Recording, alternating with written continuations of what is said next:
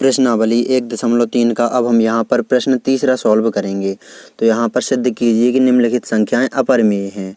पहला, दूसरा और तीसरा ये तीनों हम सॉल्व करेंगे इसी वीडियो में। वीडियो लंबा हो सकता है लेकिन समझ में आपको बिल्कुल अच्छी तरह से आएगा। तो यहाँ पर पहला ही सॉल्व करेंगे।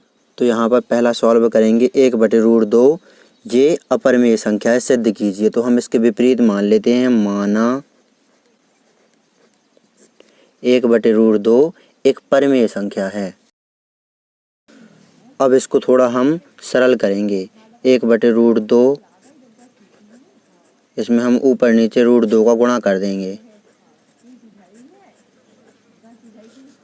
और इसको हम a/b के बराबर में मान सकते हैं, क्योंकि 1/√2 परिमेय संख्या है, इसी को हम यहाँ पर सरल कर रहे हैं।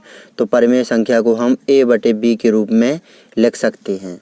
तो यहाँ पर a और b तो ये माने हुए हैं परिमेय संख्या के बराबर में, क्योंकि परिमेय संख्या को a/b के रूप में लिख सकते हैं। तो यहाँ पर a और b ये पूर्णांक हैं तथा जो परिमेय संख्या a/b के रूप में होती है उसका हर कभी शून्य नहीं होता है। जो हर b है यहाँ पर ये कभी शून्य नहीं होता है।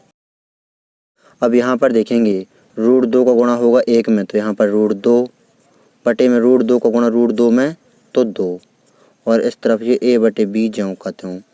अब यहाँ पर हम तिर्यक गुणा करेंगे तो इस तरफ √2 ये ज्यों का त्यों। जो बिना रूट वाली संख्या है उसको हमें इस तरफ ले आना है, चाहे ये वाला हम सॉल्व करेंगे चाहे ये वाला। इसी प्रकार यहाँ पर भी कर रहे हैं। जो 2 है इसको बराबर को उस तरफ पक्षांतरित कर देंगे तो इस तरफ भाग में है, बराबर को उस तरफ गुणा में पहुँच जाएगा। तो यहाँ पर ये 2 बराबर को उस तरफ पक्षांतरित किया तो इस तरफ भाग में था, इस तरफ आ जाएगा गुणा में। तो 2 × a और बटे b। तो यहाँ पर देखेंगे हम, चूँकि a और b ये पूर्णांक हैं तो ये 2a/b ये भी एक पूर्णांक होगा और पूर्णांक होती है परिमेय संख्या के रूप में। चूँकि a और b पूर्णांक हैं इसीलिए 2a/b ये भी पूर्णांक है और ये परिमेय संख्या भी है 2a/b। लेकिन यहाँ पर √2 √5 की तरह अपरिमेय संख्या है। अब √2 अपरिमेय संख्या है तो यहाँ पर 2a/b ये जो पूर्णांक हैं ये हमने यहाँ पर गलत माने हुए हैं 1/√2 के बराबर में, और 1/√2 भी एक त्रुटिपूर्ण कल्पना के कारण गलत तरीके से हमने एक परिमेय संख्या मान लिया है। तो यहाँ पर लिख देंगे हम, अतः 1/√2 एक अपरिमेय संख्या है। तो ये हमने सिद्ध कर दिया। इस प्रकार आपको इस प्रश्न तीसरे के पहले को अच्छी तरह से सॉल्व कर लेना है। अब हम यहाँ पर प्रश्न तीसरे का ही दूसरा देखेंगे। अब हम यहाँ पर प्रश्नावली 1.3 का प्रश्न तीसरे का दूसरा सॉल्व करेंगे। यहाँ पर जो √5 है ये हम सिद्ध कर चुके हैं पहले प्रश्न में कि √5 एक अपरिमेय संख्या है, तो इसी को लेकर हमें चलना है। तो यहाँ पर मान लेते हैं, माना 7√5 एक परिमेय संख्या है। अपरिमेय संख्या सिद्ध करने के लिए कहा गया तो यहाँ पर विपरीत मान लेते हैं हम, माना 7√5 एक परिमेय संख्या है। अब यहाँ पर 7√5 एक परिमेय संख्या, तो परिमेय संख्या को हम a/b के रूप में लिख सकते हैं। और जो a/b के रूप में परिमेय संख्या होती है वहाँ पर a और b पूर्णांक होते हैं। तो यहाँ पर a और b पूर्णांक हैं और परिमेय संख्या जो a/b के रूप में होती है उसका हर कभी 0 नहीं हो सकता। तो यहाँ पर a और b पूर्णांक हैं और a और b जो परिमेय संख्या है इसका हर कभी 0 नहीं हो सकता। जो b है ये कभी 0 नहीं हो सकता। अब हम यहाँ पर जो ये 7 इस तरफ √5 के गुणा में है, बराबर को उस तरफ पक्षांतरित कर देते हैं तो 7 भाग में पहुँच जाएगा। तो यहाँ पर बचेगा √5 बराबर a बटे में पहुँच जाएगा। ये 7 इस तरफ गुणा में है, उस तरफ बटे में पहुँच जाएगा। अब यहाँ पर देखेंगे चूँकि a और b पूर्णांक हैं तो यहाँ पर a/7b ये भी एक पूर्णांक है, परिमेय संख्या है। तो यहाँ पर जो √5 है ये √5 है अपरिमेय संख्या।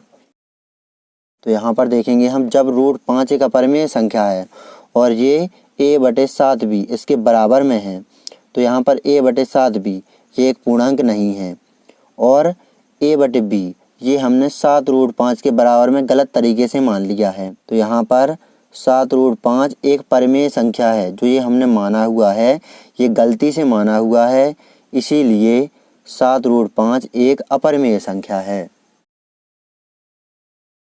तो ये हमने सिद्ध कर दिया, क्योंकि जो √5 एक अपरिमेय संख्या है ये हम पहले प्रश्न में सॉल्व कर चुके हैं, सिद्ध कर चुके हैं। तो ये हमने सिद्ध कर दिया।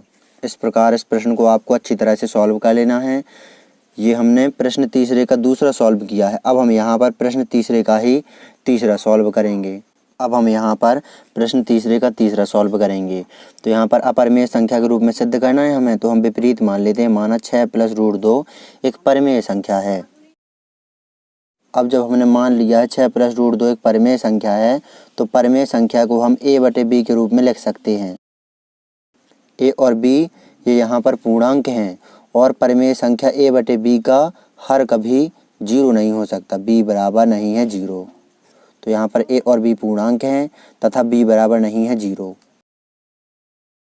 अब यहाँ पर इस तरफ हमें √2 बस बचाना है, बाकी जो इसके साथ में हो उसको हम बराबर के उस तरफ पक्षांतरित कर देंगे, जो हम पिछले 2 प्रश्नों में करते भी आए हैं।